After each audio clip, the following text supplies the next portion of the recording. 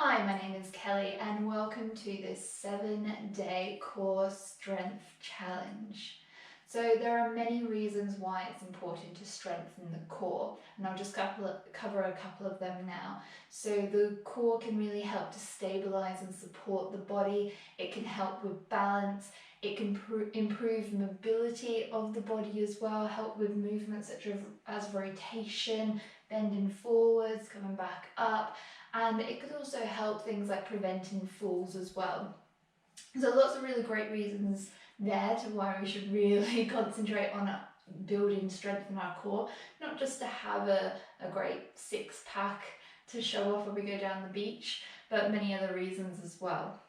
So the core is made up of all the muscles in the midsection, so we generally think about just the abs, but it also includes the glutes, the hips, the pelvis. It even includes the diaphragm as well. So throughout this week, this 7 days, we'll be looking at a different aspect of each of these muscles that make up the core.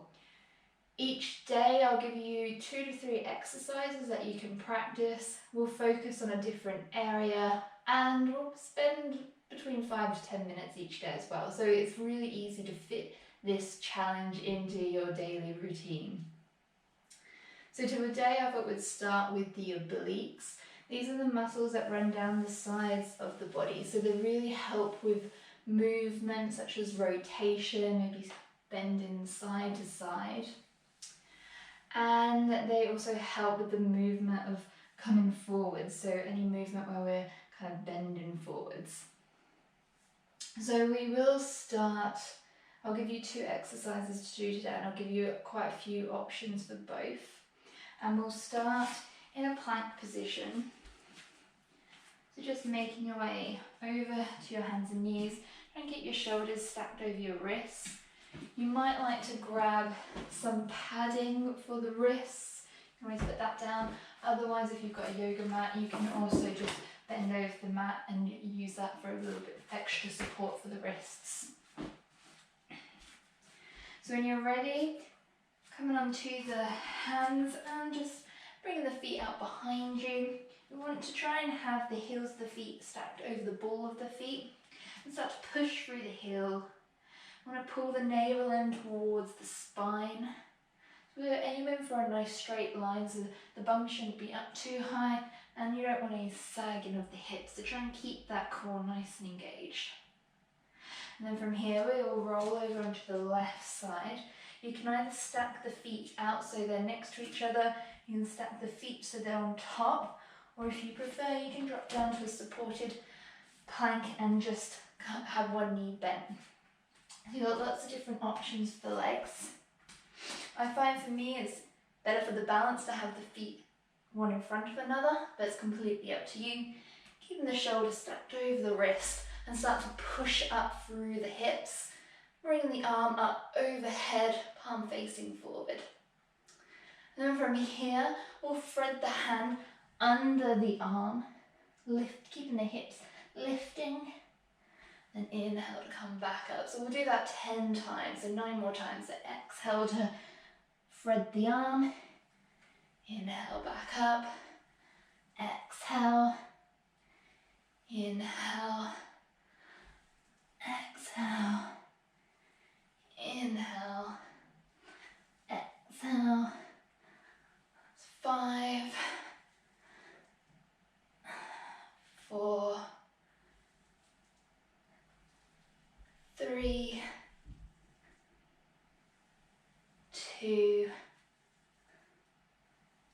1.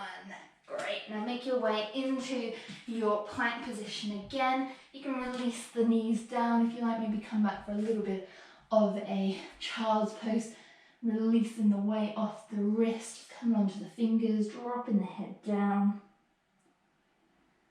You might start to feel some heat in the left side of the body. And then when you're ready, just make your way back into that plank position. We'll take that on the opposite side now, so just dropping the heels over to the right side, checking your shoulders stacked over your wrists. Bringing the left arm up and exhale for 1, 2, 3, 4, 5. If at any point you do need to drop down to your knee, you can. And then just 2 more. Last one. Great. And then just coming back into your plank position again, maybe dropping down to the knees. Going back for a quick child's pose. Just taking a moment to notice how the body feels while you're there. So for this next exercise, we'll be moving into downwards dog. So to get there, I want you to make sure you push into the whole hand, so really pushing into the index finger or the knuckle of the index finger. This prevents the weight dumping into just the heel of the hand. If you like though, you can always roll over the mat for some extra padding, or maybe just use your extra padding that you have to one side. Let's come on to the knees, tucking the toes, checking your shoulders stacked over your wrist, and then pull the navel in, lift the knees to hover, and then continue to send the hips up and back. You might want to walk the feet back a little bit, lifting up through the tailbone, maybe having a bit of a bend in the knees to keep the back nice and straight. You might want to just pedal the feet out a little bit just to really get into the pose.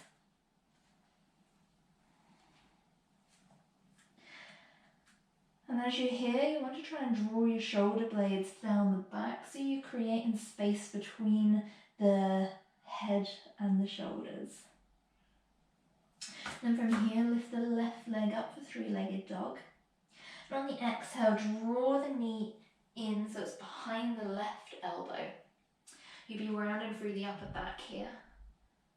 And then drop the knee down so it's behind the left wrist. And then over to the right wrist, so this is where you've got a bit of a twist, up so it's behind the right elbow, and then back to the left elbow. So we'll do that 2 more times. So left wrist, right elbow, left elbow, wrist, elbow, elbow. One more time for the lats, so wrist, elbow, elbow, and then send it back to downwards dog. Maybe just walking the feet out, or you can take a quick child's pose, just releasing the weight off the hands, sending the hips back if that feels good. Just noticing how that feels. You might start to feel the obliques really contract in that exercise.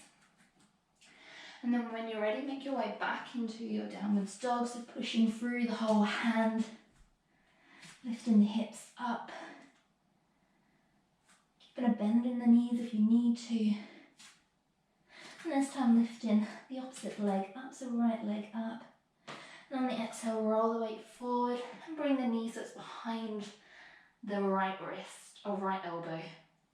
Then drop it down to the wrist. And then across to the opposite wrist, up to behind the elbow, right elbow, and again, right wrist, left elbow, right elbow, right wrist, left elbow, right elbow. One more time, wrist, elbow, and then send it back to downwards dog. Yeah, maybe pedal the feet out. Or come down. Do a quick child's pose. Come onto the fingertips.